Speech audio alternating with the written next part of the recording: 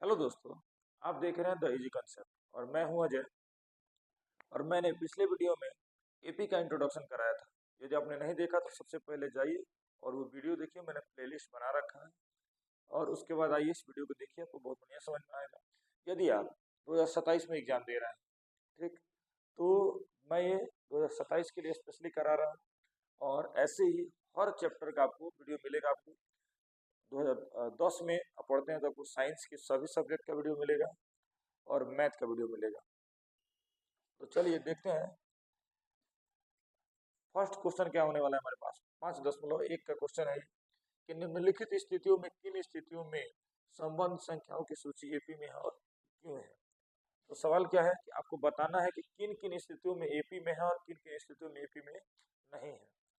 तो सबसे पहले सवाल पढ़िए। पहला सवाल हमारे पास क्या है, तो है कि प्रत्येक किलोमीटर के बाद का टैक्सी का किराया, जबकि प्रथम किलोमीटर के लिए किराया 15 किलोमीटर और प्रत्येक अतिरिक्त किलोमीटर के लिए किराया 8 रुपये है। सवाल में ये कहना चाहता है कि कोई टैक्सी वाला है, 1 किलोमीटर का किराया आपसे 15 रुपये लेता है। कितना लेता है? 15 रुपये लेता है। तो देखिए बोला गया प्रथम किलोमीटर के लिए किराया कितना है? 15 रुपये है, यानी 1 किलोमीटर चलाएगा तो आपसे 15 रुपये लेगा। लेकिन उसके बाद जब आप जाइएगा तो प्रत्येक अतिरिक्त के लिए आपसे मात्र 8 रुपये चार्ज करेगा। समझने के लिए आप समझ सकते हैं कि मान चलिए कि 1 किलोमीटर गया तो कितना लेगा आपसे? 15 रुपये लेगा। लेकिन अगर आप अगला 1 किलोमीटर जाएंगे आपसे अब 8 रुपये लेगा। फिर अगला 1 किलोमीटर जाएंगे तो आपसे 8 रुपये लेगा। फिर 1 किलोमीटर जाएंगे तो 8 रुपये लेगा। तो देखिए, अरे यार क्लियर करते हैं। सवाल बनेगा कैसे? सवाल में बोला क्या गया है कि बोला गया प्रथम किलोमीटर के लिए, प्रथम किलोमीटर के लिए किराया कितना है? किराया है 15 रुपये। प्रथम किलोमीटर के लिए किराया कितना है? तो 15 रुपये। इसके बाद जब अगला किलोमीटर चलेगा, देखिए प्रथम किलोमीटर के लिए 15 अतिरिक्त चलेगा तो 8 रुपये लेगा। तो प्रथम दूसरे किलोमीटर के लिए, सेकंड किलोमीटर के लिए किराया क्या हो जाएगा? तो किराया हो जाएगा, पहले तो 15 रुपये दे चुका है ऑलरेडी, 8 रुपये और लगेगा। तो दूसरे के लिए हो जाएगा 23 रुपये। जब तीसरे किलोमीटर के लिए किराया क्या हो जाएगा? ऑलरेडी 23 दे चुका है, फिर 8 देगा तो क्या हो जाएगा? 31 हो जाएगा। तीन इनफ है करने के लिए। तो अब लिखेंगे क्या श्रेणी बन रहा है हमारे पास, तो बन रहा है 15, 23, 31। तो आपको बताना है कि क्या, बताइए क्या एपी बन रहा है कि नहीं बन रहा है। तो हम कैसे चेक करेंगे एपी बन रहा है कि नहीं बन रहा है? तो हमने इंट्रोडक्शन क्लास में बताया था कि इसको बोलते हैं T1, इसको बोलते हैं T2 और इसको बोलते हैं T3। तो हम देख पा रहे हैं कि T2 माइनस T1, देखिए ये है T1, ये है T2। तो T2 का मान है कितना? 23 माइनस T1 का मान कितना है? तो 15। कितना आएगा? 8। यानी T2 माइनस T1 कितना मिला हमको? 8 मिला। चलिए यहाँ पे लिख देते हैं, जगह नहीं है हमारे पास। तो अब निकालते हैं हम T3 माइनस T2। तो T3 का मान हम देख पा रहे हैं कि 31 है। कितना है? 31 माइनस इसका मान कितना है? 23, यानी आंसर कितना आएगा? 8। देख पा रहे हैं कि T3 माइनस T2 बराबर है किसके? T2 माइनस T1 के। जब ये बराबर होगा तो इसलिए एपी में, इसलिए यह एपी में है।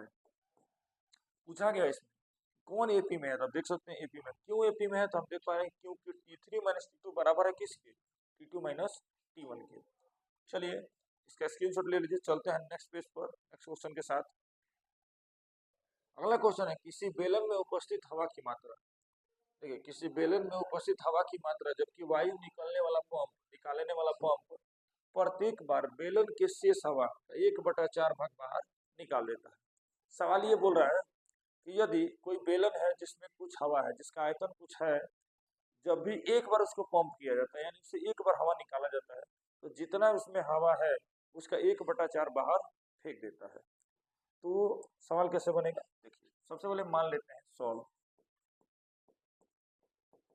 माना कि बेलन में हवा का मात्रा भी है। बेलन में हवा की मात्रा कितना मान लेते हैं, भी है। पहली बार दबाते हैं, पहली बार पंप करते हैं, पहली बार पंप करने पर निकला हवा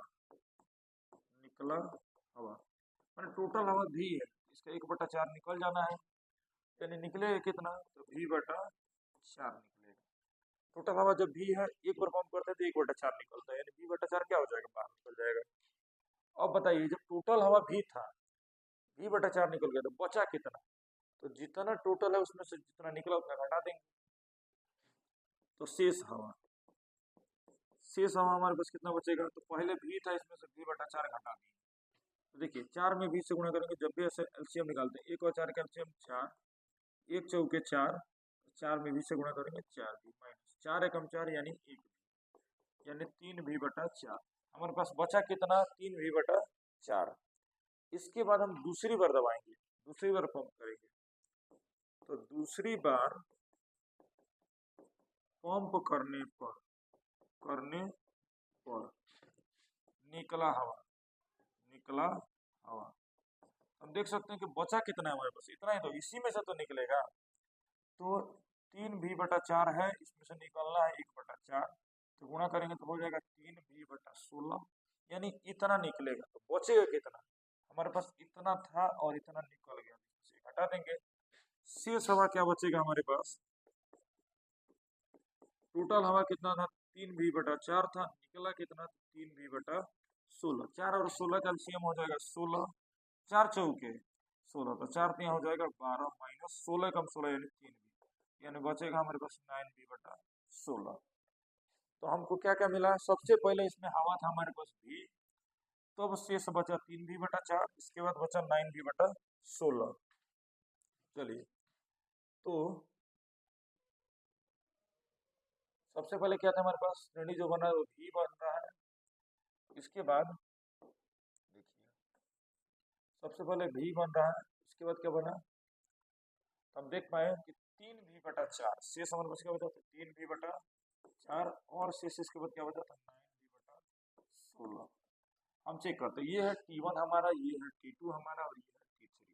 सबसे पहले निकालेंगे T2 माइनस T1, तो T2 क्या है, तो T2 है हमारे पास 3V/4 माइनस भी, तो नीचे कुछ नहीं है तो 1 है, 4 और 1 कैल्सियम 4, 4 एकम 4, तो 1 है 3V माइनस 1 में 4 से गुणा, 1 चौके 4, 4V, हम घटाएंगे 3V में से 4V घटेगा तो -1V/4।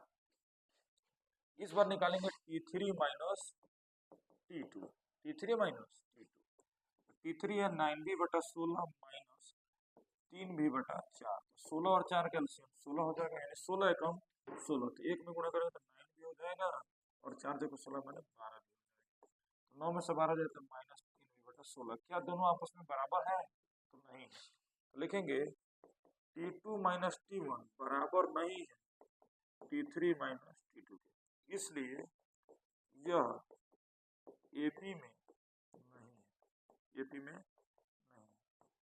चलिए, जहां जहां आपको मौका मिले स्क्रीनशॉट ले लीजिए, मैंने एक बार पीछे कर दिया, इसका स्क्रीनशॉट ले लीजिए, लिख लीजिए, सबसे बढ़िया लिख लीजिए, आगे इसका भी लिख लीजिए पॉज करके। चलिए चलते हैं नेक्स्ट क्वेश्चन पर।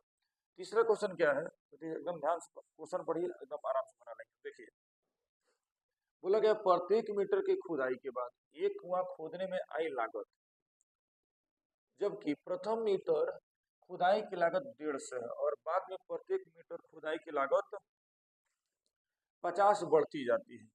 यानी कहने का मतलब ये हुआ कि अगर कोई कुआं खोद रहे हैं तो प्रथम मीटर की खुदाई क्या लेता है, 150 लेता है, और प्रत्येक मीटर की खुदाई प्रथम मीटर के बाद कितना हो जाता है, तो 50 रुपए बढ़ती जाती है।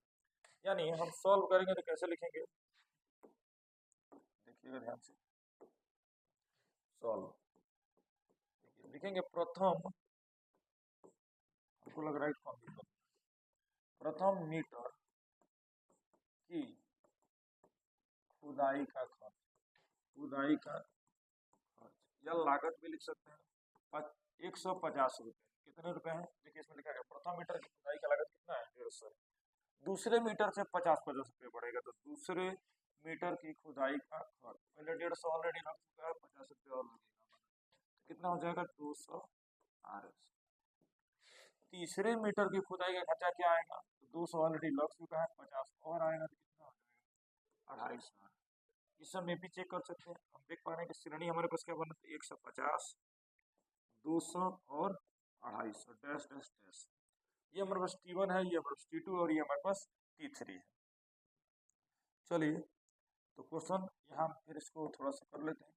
सबसे पहले 150 आया, तब 200 आया, तब 250 आया। हमको चेक करना है AP में है या नहीं। तो सबसे पहले हम ये T1 है, ये T2 है और ये T3 है। तो हम जानते हैं कि फॉर्मूला बनता है चेक करने के लिए AP का T2 माइनस T1। तो T2 का फॉर्मूला होता है 200, T2 का फॉर्मूला क्या होता है 200 माइनस T1 का मान कितना है 150, बराबर हो जाएगा कितना 50। कितना हो जाएगा 50। अब हम चेक करेंगे T3 माइनस T2। तो T3 है 250 माइनस 200 इक्वल टू कितना आएगा 50। तो हम देख सकते हैं कि दोनों आपस में क्या है बराबर है। जब दोनों आपस में बराबर है अर्थात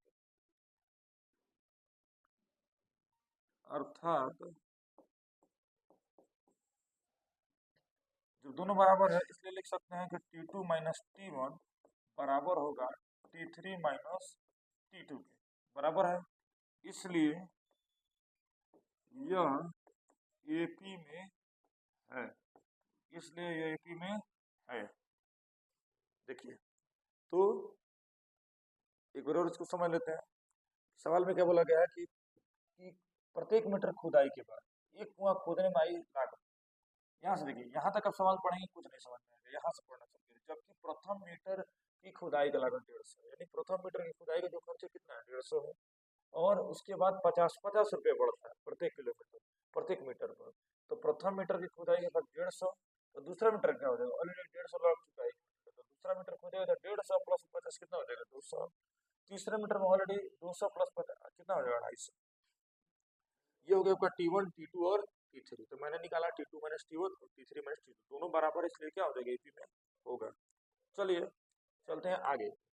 खाते में प्रत्येक वर्ष का मिश्रधन जबकि 10,000 राशि की राशि 8% वार्षिक दर से चक्रवृद्धि ब्याज पर जमा की जाती है। तो हमको बताना है कि क्या ये AP में है या नहीं। तो बहुत ही आसान सवाल है। सबसे पहले देखिए, ये है इसका मूल P है, क्या है देखिए, इसमें P का मान दिया है हमको 10,000 रुपये, रेट दिया है 8%, देखिए दर कितना दिया 8%, और हमको बताना है कि प्रत्येक वर्ष के लिए, प्रत्येक वर्ष के लिए बोला गया है। तो हमको सबसे पहले फार्मूला पता होना चाहिए चक्रवृद्धि ब्याज। चक्रवृद्धि ब्याज को लिखते हैं CI, क्या लिखते हैं CI। फार्मूला होता है P इंटू 1 प्लस R बटा 100 का पावर N। देखिए P का मतलब ये आप देख रहे हैं मूलधन, R का मतलब रेट, N का मतलब वर्ष। अगर पहला वर्ष है तो 1 रखेंगे, दूसरा वर्ष है तो 2 रखेंगे, तीसरा वर्ष है तो 3 रखेंगे। तो सबसे पहले हम लिखते हैं प्रथम वर्ष के लिए, क्या लिखते हैं, या चलिए आगे पेज पे बनाते हैं। हमको मिला था P का मान कितना 10,000 रुपये, P का मान मिला था 10,000, R मिला था हमको 8%। देखिए सॉल्व करेंगे प्रथम वर्ष के लिए, प्रथम वर्ष के लिए मिश्रधन। तो प्रथम वर्ष के लिए मिश्रधन जब लगाएंगे तो फॉर्मूला होगा P इंटू 1 प्लस R बटा 100 का पावर N। P का मान कितना है तो 10,000 रुपये है, 1 प्लस R का मान कितना है तो 8 बटा 100। प्रत्येक प्रथम वर्ष है तो 1 लगाएंगे, पावर में 1 लिखने का कोई मतलब बनता नहीं है, तो 1 रन लेते हैं। चलिए अब दूसरे वर्ष के लिए निकालते हैं। दूसरे वर्ष के लिए मिश्रधन, दूसरे वर्ष के लिए हम क्या निकालेंगे मिश्रधन। जब निकालेंगे तो P के जगह पर तो 10,000 लिखेंगे, 1 है तो 1, R की जगह लिखेंगे 8 बटा 100। दूसरे वर्ष के लिए N की जगह पर क्या आ जाएगा 2,000। और तीसरे वर्ष के लिए क्या हो जाएगा, तीसरे वर्ष के लिए मिश्रधन हो जाएगा यहाँ पे, तो P का मान 10,000 होगा, 1 है तो 1, 8 और बटा 100 का पावर 3। तो हम अगर AP चेक करना चाहें तो इन तीनों चेक कर सकते हैं। तो हम देख सकते हैं 3 श्रेणियां बन रही है। सबसे पहले 10,000, 1 प्लस 8 बटा 100 का पावर 1, कॉमा, फिर लिखेंगे 10,000 बटा 1 प्लस 8 बटा 100 का पावर 2, कॉमा 10,000 1 प्लस 8/100 के पावर 3 डैश डैश डैश। अब हमको चेक करना है एपी। हम जानते हैं कि इसको बोलते हैं T1, इसको बोलते हैं T2 और इसको बोलते हैं T3। तो सबसे पहले निकालेंगे T2 माइनस T1। तो T2 का मान कितना है, ये है T2। तो 10,000 1 प्लस 8/100 का पावर 2। घटाएंगे किसको, इसको। तो 10,000 1 प्लस 8/100। देखिए इसको घटाना थोड़ा सा मुश्किल है, रहने देते हैं। अगर सेम चीज आ जाएगा, जैसे देखना है सब सेम है, तो अगर डायरेक्ट अगर हमको बराबर दिखेगा तो मान लेंगे कि बराबर है। देखिए इसके बाद क्या लिखेंगे, T3 माइनस T2। T3 का मान ये है, हम देख सकते हैं कि 10,000 1 प्लस 8/100 का पावर 3 माइनस 10,000 1 प्लस 8/100 का पावर 2। देखिए ये है हमारा T3 और ये हमारे पास T2। T3 माइनस T2 किए तो हम देख सकते हैं कि ये दोनों आपस में कभी बराबर नहीं हो सकता है, इसलिए लिखेंगे T2 माइनस T1 बराबर नहीं है किसके, T3 माइनस T2 के। इसलिए यह AP में नहीं है, AP में नहीं। तो मैंने इस वीडियो में आपको बताया फर्स्ट क्वेश्चन, जिसमें 4 प्रश्न थे और चारों का को अच्छे तरीके से समझाया। यदि आपको वीडियो पसंद ना आए तो डिसलाइक जरूर करें, अगर पसंद आए तो लाइक जरूर करें। क्या नहीं पसंद आता है इसको कमेंट में बताएं, और ऐसे वीडियो देखने के लिए हमारे चैनल के साथ जुड़े रहें। चलिए मिलते हैं अगले वीडियो में, तब के लिए धन्यवाद।